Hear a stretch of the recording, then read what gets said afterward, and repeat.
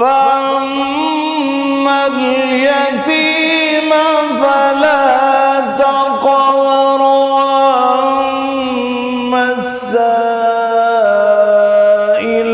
فلا تنهر وأما بنعمة ربك فحدث. فأما اليتيم فلا تقهر وأما السائل فلا تنهر وأما بنعمة ربك فحدث. وأما